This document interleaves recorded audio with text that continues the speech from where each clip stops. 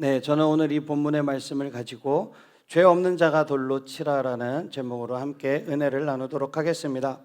오늘 본문은 너무나도 유명하고 너무나도 잘 알고 있는 본문입니다. 죄 없는 자가 먼저 돌로 치라. 네, 이 말씀은 그리스도인이 아니더라도 많은 사람들이 알고 있을 정도로 유명한 본문입니다.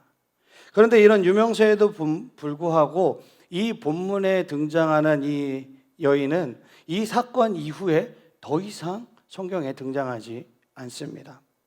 본문의 내용은 이렇게 시작합니다. 예수님이 전날 성전에서 말씀을 가르치시고 밤에 감난산으로 올라가셨습니다.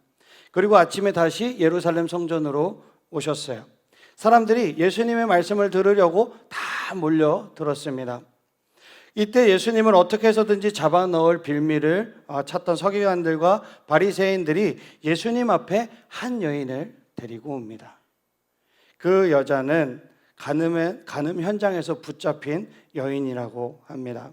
예수님 앞에 끌려온 이 여자가 어떠한 사람인지는 불확실합니다. 많은 사람들이 그녀를 창녀라고 생각을 하지만 헬라어 본문에는 그녀가 몸 파는 여자였다라는 이제 단정 지을 만한 그런 어휘나 문맥적인 특징이 없습니다. 그리고 성적 쾌락을 위해 음란한 삶을 살았다고 단정하기도 어렵습니다. 왜냐하면 그녀는 분명히 죄를 범했습니다. 범죄를 했지만 예수님은 그녀의 죄를 용서하시고 정죄하지 않는다고 하신 그 말씀으로 보아서 그녀가 지속적이고 능동적으로 죄를 범해서 그것을 통해 자신의 그 이익이나 쾌락을 누리던 그런 여자는 아니었던 것으로 보입니다.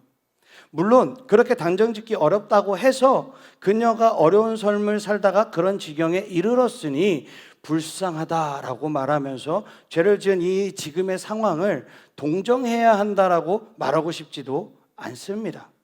여러 가지 이유가 있지만 우리는 이 본문을 읽기 전에 우리가 가지고 있는 이 선입견이나 기존에 알고 있었던 이 지식을 좀 던져버려야 할 것 같습니다. 그래야 예수님을 만나게 되는 이 여자가 보일 것이고요. 그리고 예수님의 말씀의 의미도 조금 더 잘 보일 것입니다. 자, 그럼 우리 이제 그날 아침에 일어났던 상황을 한번 상상해 보도록 하겠습니다. 그녀는 아침에 현장에 잡혀왔다고 합니다. 어쩌면 침대에 누워 있을 때 발각이 되올 수도 있고요. 아니면 남자가 집에서 떠난 뒤에 사람들이 들어와서 이 여자를 끄집어냈을 수도 있습니다. 여자는 어떠한 생각을 했을까요? 자신이 그토록 숨기던 일이 드러났기에 아마 경황이 없었을 것입니다. 사람들이 그녀를 마구마구 끌고 가면서 죽여야 한다고 말하는 이 심각한 상황 속에서 어쩌면 그녀는 이런 날이 언젠가는 올 수도 있겠다라는 생각을 했을 수도 있습니다. 세상에 비밀은 없으니까 언젠가는 들통이 나서 사회적으로 지탄을 받고 죽음에 이르게 될 일이라는 것을 알았을 것입니다. 죄라는 것, 특히 의식하고 지은 죄는 결코 영원히 묻혀있지 않습니다. 죄는 이 이중적인 특성을 가지고 있어요. 모든 죄는 스스로를 숨기지만 또한 반대로 언젠가는 모습을 드러내려고 합니다.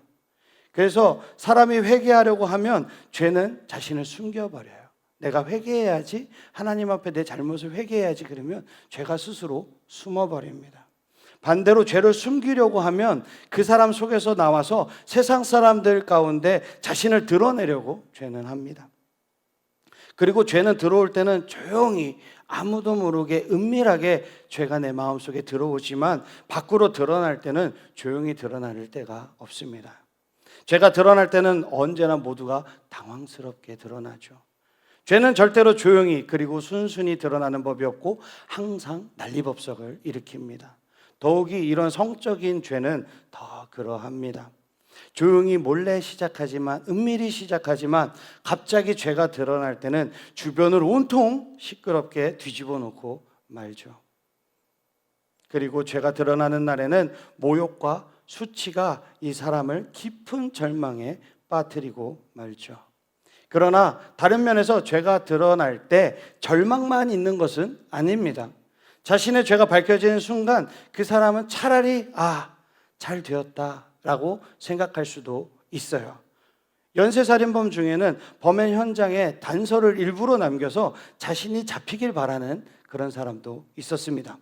잡히지 않으면 언제까지 자기가 계속해서 사람을 죽일지 모르기 때문에 일부러 단서를 남기고 잡히려고 한 것도 있죠. 그래서 누군가 죄의 어둠 속에서 절망하는 자신을 건져주기를 바라면서 차라리 이렇게라도 끝나길 바라는 사람이 있을 수 있습니다. 그리고 잡히면 차라리 죄가 드러나서 다행이고 더 이상 죄를 범하지 않게 되었다고 여기고 구원의 빛을 갈망하는 사람이 있어요. 하지만 죄가 드러날 때 자신의 의도대로 자신의 모습을 받아주는 사람이 없다는 것이 문제죠. 사람들은 죄를 더 파헤치려고만 하지 아무도 그 사람을 이해해 주거나 그 사람의 죄를 용서해 주려고 하지 않습니다. 위로하거나 변화시켜 줄 힘이 없다는 뜻이지요.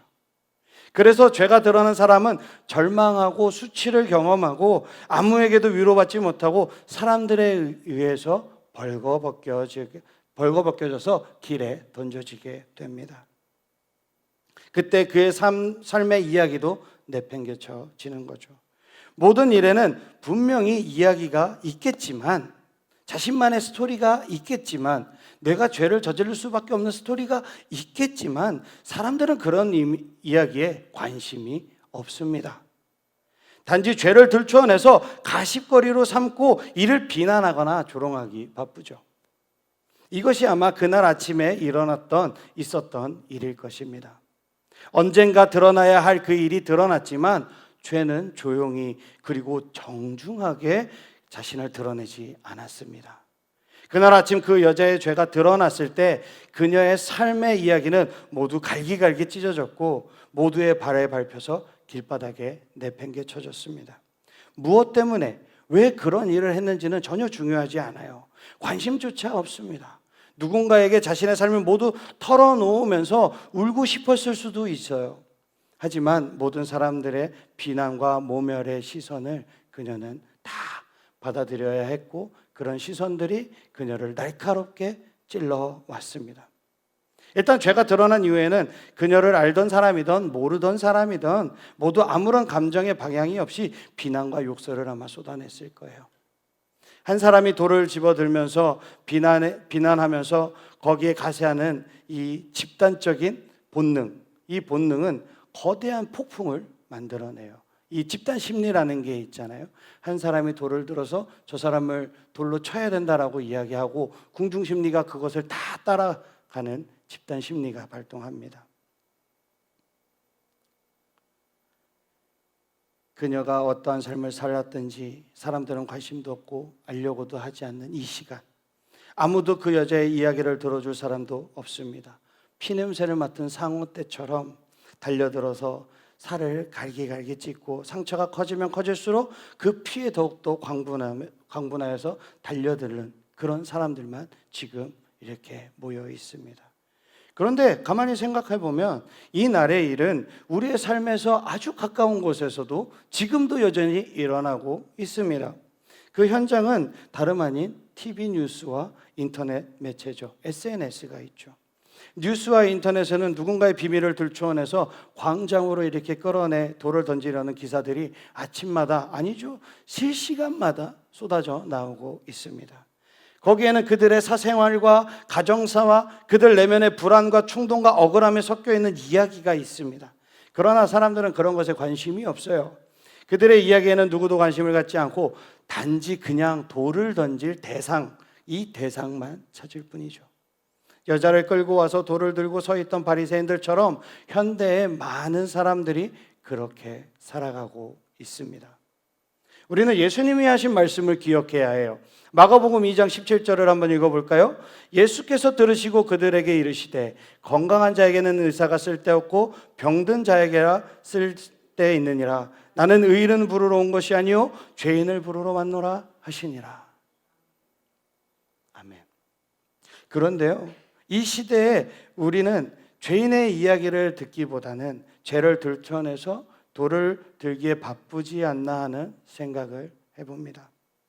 게다가 문제를 끌고서 자기들끼리 해결하면 되는데 어디로 꼭 끌고 오냐면 교회로 끌고 옵니다. 교회로 끌고 와서 너희들도 동참해라 이거죠. 너희들도 같이 심판해라 이겁니다. 그러나 우리는 그것이 여자를 끌고 예수님께 나온 바리새인들과 같다는 것을 분명히 기억해야 합니다. 최근에는 이 범죄에 대한 단호한 처벌을 강요하는 분위기가 많이 있습니다. 죄는 정죄받아야 하지만 죄를 범한 사람에게 모든 희망을 빼앗고 구원의 기회마저 가져가는 것이 옳은가 하는 것은 우리가 좀 생각해 봐야 할 것 같습니다. 게다가 이런 사회적 흐름 속의 집단적인 태도들은 매우 감정적이고 편향적이죠. 쉽게 동요된다는 점을 우리는 기억해야 합니다. 그래서 자신이 옳다고 여기는 것들 중에 상당수는 이런 집단적인 성향을 이용하고자 하는 사람들에 의해서 쉽게 조작될 수 있어요. 바로 언론이나 미디어, 정치 세력들이 이것을 잘 이용해 왔죠. 이런 모습들이 오늘 본문에서도 보입니다. 레위기와 신명기에는 이런 말씀이 있어요. 레위기 먼저 보겠습니다. 레위기 20장 10절 말씀을 보면은요, 누구든지 남의 아내와 간음하는 자, 곧 그의 이웃의 아내와 간음하는 자는 그 간부와 음부를 반드시 죽일지니라. 그죠? 간음한 여인 붙잡혀 왔죠. 죽여야 한다라고 합니다. 신명기 22장 22절도 함께 보도록 하겠습니다. 어떤 남자가 유부녀와 동침한 것이 드러나거든 그 동침한 남자와 그 여자를 둘 다 죽여 이스라엘 중에 악을 제할지니라. 아멘. 말씀을 보면은요, 여자만 처벌하는 것이 아니라 두 사람 다 모두 죽이라고 되어 있습니다. 그런데 바리새인들의 말처럼 현장에 잡힌 여자라면 왜 남자는 데려오지 않았을까요? 현장에서 잡혀왔다라는 말은 바리새인들이 아침에 어떤 사람의 집을 급습을 해서 이 여자를 잡아왔다는 것으로 우리는 추측을 할 수가 있죠. 아마 그 동네가 시끌벅적했을 거예요. 그런데 그런 상황에서 예수님이 있는 곳으로 굳이 끌고 왔다는 것은 사전에 상당히 계획된 부분이라는 거죠. 다시 말하면 이 여자를 예수님께 데려온 것은 우연히 이 여자의 잘못을 발견했기 때문이 아니라는 것입니다. 이 여자는 예수님을 시험하기 위한 하나의 함정이자 미끼였던 거죠. 그러니까 사전에 준비된 경우라고 할 수 있을 것입니다. 오늘 본문 5절을 한번 볼까요? 모세는 율법에 이러한 여자를 돌로 치라 명하였거니와 선생은 어떻게 말하겠나이까? 앞에 레위기 신명기 말씀을 통해서 우리가 잠깐 봤지만 간통한 남녀를 죽이라고 명시가 되어 있습니다. 그죠? 죽이는 거는 정확하게 맞아요. 그런데 자세히 보면 돌로 치라라는 명령은 있지 않습니다. 바리새인들이 말하는 것은 결코 성경에 입각한 이야기가 아니라는 것을 우리는 확실히 알 수 있습니다. 게다가 당시 로마의 지배하에서 아무리 바리새인들이나 종교 지도자들이라고 할지라도 사람을 함부로는 죽일 수가 없어요. 그죠? 예수님을 죽일 때도 누구한테 끌고 가죠? 빌라도에게 끌고 가는 거예요. 사람을 함부로 죽일 수가 없습니다. 그런데 간음 현장에서 붙잡혔다고 돌로 죽여야 한다라고 말하는 것은 성경적이지도 그리고 당시 시대적인 상황에도 맞지 않는다라는 거예요. 그저 그들은 단지 그냥 예수님을 시험하고 공경에 빠뜨려서 백성들이 예수님에게서 멀어지도록, 예수님의 말씀에서 멀어지도록 죄책을 담아서 로마의 법률 안에 가둬버리려는 그런 목적일 뿐입니다. 본문의 여자는 자신의 죄가 수많은 사람들의 앞에 드러나서 부끄러움과 수치스러움을 겪는 상황에 놓여 있지만 정작 세상의 많은 사람들은 그녀의 이야기에 관심을 두지 않을 뿐만 아니라 오히려 그녀는 바리새인들과 서기관들에게 이용만 당합니다. 한 사람의 실수도 삶의 고통도 그가 겪는 좌절이나 절망, 두려움이나 수치스러움까지도 사람들은 폭력적으로 사용한다는 것이죠. 거기에는 이유도 모르고 내막도 모르면서 그냥 사람들이 돌 들고 뛰어가니까 같이 돌을 들고 뛰어가는 사람들 뿐입니다. 그렇게 만들어진 폭력은 무기가 되어서 죄를 범한 한 여자를 절망의 어둠에 가두고 또한 모든 죄인을 부르러 오신 예수님을 시험하는 덫이 되어버렸습니다. 저는 이것이야말로 사탄이 쓰는 전략이라고 생각합니다. 사탄은 인간을 유혹해서 죄를 짓게 만들어요. 죄를 짓게 만들고선 죄 가운데 있는 그 인간을 동정하지도 않고 동질감을 느끼지도 않고 연대하려고 하지도 않습니다. 사탄은 인간을 노예로 삼고 하나님을 향한 무기로 인간을 사용해 버립니다. 인간이 죄로 인해서 절망과 소망이 없는 삶을 살면서 수많은 병과 죽음으로 고통에 놓여 있을 때 사탄은 그것을 가지고 하나님을 공격하는 거죠. 봐, 예수 믿는다더니 네 꼴을 봐. 이런 식으로 공격을 하는 거죠. 사탄은 하나님께 죄인된 우리를 심판하라고 또 요구합니다. 인간을 벌하고 멸하라고 하나님 앞에 참소하죠. 그래서 하나님의 형상으로 창조된 인간은 이 죄로 인해서 하나님을 공격하는 사탄의 도구가 되어서 하나님을 찌르는 것입니다. 우리는 죄인을 심판하는 일을 가볍게 생각하거나 쉽게 말하지 말아야 합니다. 분명히 죄를 범한 사람을 심판하는 일은 우리가 아니라 누가 하시는 거죠? 하나님이 하시는 것입니다. 하나님은 그렇지만 그 하나님도 죄인을 심판하시고 벌하시는 일을 결코 편하게 여기시지 않습니다. 하나님은 죄인된 인간을 모두 다 죽여버리거나 지옥에 보내면 된다고 여기지 않으셔요. 때로는 근심까지도 하신다라고 성경에 표현되고 있습니다. 마음 아파하십니다. 그래서 누가 이 땅에 오셨습니까? 예수 그리스도가 이 땅에 오신 것 아닙니까? 그래서 그 예수 그리스도가 십자가에 달려 죽으신 거죠. 그리스도인이라면, 성도라면 모두가 이 하나님의 마음을 가져야 될 줄 믿습니다. 바리새인들은 죄를 범한 여자를 이용해서 예수님을 심판대에 세우려고 예수님 앞에 모여 있습니다. 앞에는 이 바리새인들에게 질질 끌려온 여자가 엎드려 있습니다. 사람들이 웅성웅성거려요. 누군가는 벌써 지금 막 돌을 들고 있습니다. 어떻게 할 거냐고, 빨리 답을 달라고 예수님께 소리칩니다. 모두가 다 집단적인 관계에 사로잡혀 있어요. 그런데 예수님은 이런 상황에서 무엇을 하셨다고 하죠? 가만히 앉으셔서 손가락으로 글을 쓰십니다. 우리 6절 말씀을 함께 읽어보도록 하겠습니다. 그들이 이렇게 말함은 고발할 조건을 얻고자 하여 예수를 시험함이라. 예수께서 몸을 굽히사 손가락으로 땅에 쓰시니. 많은 사람들이 이 예수님께서 뭐라고 손가락으로 쓰셨나 이런 것들을 되게 궁금해합니다. 어떤 학자는 출애굽기 23장 1절의 말씀을 들어서 악인과 연합하여 위증하는 증인이 되지 말라라고 썼다고 하시는 학자들도 있고요. 또 어떤 학자는 아니다, 23장 7절의 말씀을 썼을 거다 이렇게 말씀하기도 합니다. 근데 또 어떤 목사님은 또 재밌게 너나 잘해 또 이렇게 쓰셨다고 또 우스갯소리로 이야기도 하십니다. 어느 것도 확실한 거는 없어요. 예수님의 어떤 무슨 말을 썼는지는 알 수는 없지만 예수님은 예수님의 그 지금 현재 본인의 마음을 글로 쓰지 않았을까 그냥 조용히 생각해 봅니다. 죄인들이 죄인을 끌고 온 이 상황, 사람의 이야기는 없고 죄에 대한 심판만 부르짖는 이 사람들을 보면서 죄인을 구원하시고자 이 땅에 오신 그 예수님의 마음을 드러내서 쓰시지 않았을까요? 사람들이 계속 이야기를 하자 예수님은 잠시 고개를 들고 이 상황에 필요한 말씀을 하시고 다시 땅에 글을 쓰십니다. 우리 7절 8절을 한번 읽어보도록 하겠습니다.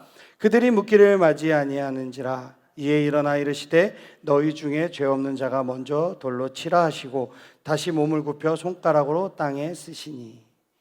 아멘. 이 말씀은 여자에 대한 오해만큼이나 우리 사람들이 잘못 쓰고 있는 말씀이에요. 이 말씀은 죄인을 변명하기 위해서 쓰는 말이 아닙니다. 잘못한 사람이 비난을 막기 위해 쓰는 그런 방패가 될 수 있는 말씀이 아니에요. 이 말씀은 어둠이 가득한 그 자리에 빛과 같았던 말씀입니다. 또한 이 말씀은 죄가 드러난 여자를 데려온 사람들이 어떠한 사람들인지를 보여주는 거울과 같은 말씀입니다. 남의 죄는 알고 싶어 하면서 자신의 죄는 보지 못하는 사람들에 대해서 예수님이 비추시는 빛이었습니다. 요한복음 1장 4절 5절을 볼까요? 그 안에 생명이 있었으니 이 생명은 사람들의 빛이라. 빛이 어둠에 비치되 어둠이 깨닫지 못하더라. 아멘. 이 말씀과 같이 어둠에 있는 사람들을 비추는 빛이 바로 이 말씀이었습니다. 죄 없는 자가 먼저 돌로 치라. 그들은 예수님이 자신들에 대해서 말씀해 주시는 그 음성을 들었습니다. 죄인을 심판대에 올려놓을 뿐 아니라 예수님도 똑같이 심판대에 올려놓으려고 했던 그 자들은 이 말씀을 듣고 자신들이 그 심판대에 먼저 올라가 있다는 것을 아마 알았을 것입니다. 자신들이 누구인지를 알게 된 것이죠. 남의 죄를 알고 싶어하는 사람들에게 예수님은 그들 자신의 죄부터 먼저 볼 수 있도록 해주신 것입니다. 세상에는 두 종류의 사람이 있습니다. 모두가 죄인이지만 다른 사람들 앞에 죄가 먼저 드러난 사람이 있고요, 아직 드러나지 않은 사람이 있습니다. 이 두 종류의 사람들은 하나님 앞에서는 아마 이렇게 보일 수도 있을 것 같아요. 자신의 죄가 드러나서 수치와 절망 가운데 심판의 두려움을 느끼는 자, 그리고 자신의 죄가 드러나지 않아서 교만과 자만에 빠져서 심판을 두려워하지 않는 자. 차라리 죄가 드러난 자는 낫습니다. 사람들 앞에서 수치를 당하고 부끄러운 자리에 있더라도 차라리 그 자리가 낫습니다. 자신의 죄가 숨겨져 있어서 아무 문제 없는 듯이 살아가는 사람들은 말세나 심판에 대해서 아무렇지도 않게 살아가는 이 어리석은 그런 사람들보다 내 죄가 드러난 사람이 훨씬 더 나은 거죠. 부끄러워도 수치스러워도 죄가 드러났을 때 주님을 만나기만 한다면, 죄를 감추고 아무 일 없듯이 살아가면서 예수님을 만나지 못하는 그런 사람들보다 훨씬 나은 것입니다. 우리는 말씀을 통해서 우리 자신을 발견해야 합니다. 내가 돌을 들고 서 있든 죄가 드러나서 사람들 속에서 수치스럽게 쓰러져 있든 우리는 우리 자신을 발견해야 합니다. 말씀 앞에서 나를 발견하기를 주님의 이름으로 축복합니다. 그럼 다시 이제 시야를 성전 앞마당으로 좀 끌고 와보도록 하겠습니다. 아침 태양이 조금 더 올라간 이 시간에 성전 마당에는 돌을 든 수많은 사람들에 둘러싸인 한 여자가 엎드려 있습니다. 돌을 든 사람들의 그림자로 인해서 그녀의 마음은 더 짙은 어둠이 내립니다. 그때 여자는 땅에 무언가 쓰고 있는 한 손을 봅니다. 얼굴은 볼 수 없었지만 목소리는 들을 수 있었죠. 죄 없는 자가 먼저 돌로 치라. 잠시 후에 다시 그의 손이 보였습니다. 그리고 돌이 땅바닥에 하나씩 떨어집니다. 여자를 둘러싸고 있었던 사람들, 그림자들이 하나씩 사라집니다. 그러자 그 어떠한 빛보다 따뜻한 빛이 그녀의 등을 따뜻하게 만들었습니다. 한 번도 경험해보지 못한 빛이었겠죠. 예수님의 말씀의 빛이 죄가 드러난 그 여자를 따뜻하게 감싸주면서 죄를 숨기는 자들에게는 너무 강렬해서 그 자리에 서 있을 수 없게 만들었습니다. 어둠에 갇혀 자신이 어떠한 이유로 돌을 들고 있었는지 알지 못하는 그 자들은 거울 앞에 섰죠. 자신이 감춰온 온갖 추악한 죄의 모습을 예수님께서는 그 거울을 통해서, 말씀을 통해서 발견하게 만들었습니다. 그래서 평상시 같았으면 콧방귀도 끼지 않았을 그 사람들이지만 예수님의 말씀의 빛이 딱 비추니까 그들은 양심의 가책을 느끼게 되었습니다. 우리 9절 말씀을 함께 읽어보도록 하겠습니다. 그들이 이 말씀을 듣고 양심의 가책을 느껴 어른으로 시작하여 젊은이까지 하나씩 나가고 오직 예수와 그 가운데 섰는 여자만 남았더라. 아멘. 어른에서 젊은이까지 모두 떠나고 이제 예수님과 여자만 남았습니다. 이제 땅에 무언가 쓰던 예수님이 일어나서 여자에게 물어보십니다. 10절을 한번 읽어볼까요? 예수께서 일어나사 여자 외에 아무것도 없는 것을 보시고 이르시되 여자여, 너를 고발하던 그들이 어디 있느냐? 너를 정죄한 자가 없느냐? 아멘. 예수님이 지금 여자한테 뭐라고 말하죠? 여자여. 예수님은 가나의 혼인잔치에서 어머니에게 사용한 그 호칭을 이 여자에게 사용합니다. 그녀를 죄인으로 경멸하지 않고 존중해서 불렀습니다. 여자는 자신을 그렇게 불러준 예수님을 아마 잊지 못했을 것입니다. 죄인을 죄인으로 부르지 않는 이 호칭 하나에서 그녀의 모든 이야기는 이미 예수님 앞에 놓여져 있는 것이죠. 여자는 자신을 끌고 와서 돌로 치려 하던 자들이 다 떠나갔음을 알았습니다. 자신의 죄를 비난하던 사람들이 사라졌음을 보았습니다. 모든 사람이 말씀의 빛에 자신을 발견하고 돌아갔음을 보았습니다. 그녀는 이렇게 대답합니다. 11절이요. 대답하되 주여 없나이다. 이제 예수님께서 말씀하십니다. 예수께서 이르시되 나도 너를 정죄하지 아니하노니 가서 다시는 죄를 범하지 말라 하시니라. 아멘. 이 여자에게도 주님은 같은 말씀의 빛을 비춰주셨습니다. 돌을 들고 온 사람들에게 비추시되 정죄하지 않고 양심의 가책을 받아서 스스로 돌이키게 하셨듯이 죄로 인해 엎드린 이 여자에게도 스스로 돌이킬 수 있는 빛을 비춰주신 것입니다. 죄를 돌이키게 하는 말씀의 빛, 그것이 죄인에게 주시는 하나님의 은혜인 줄 믿습니다.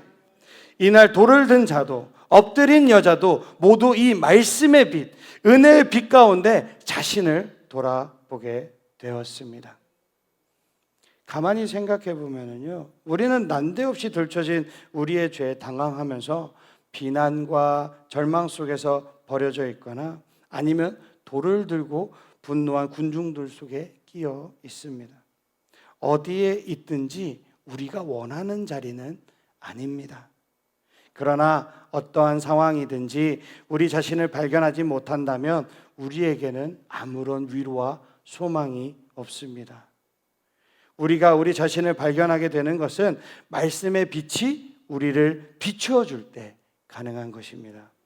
주님이 말씀으로 우리를 비추시고 은혜를 베풀어 주실 때 우리는 우리 자신을 발견하고 돌이킬 수 있게 되는 것입니다.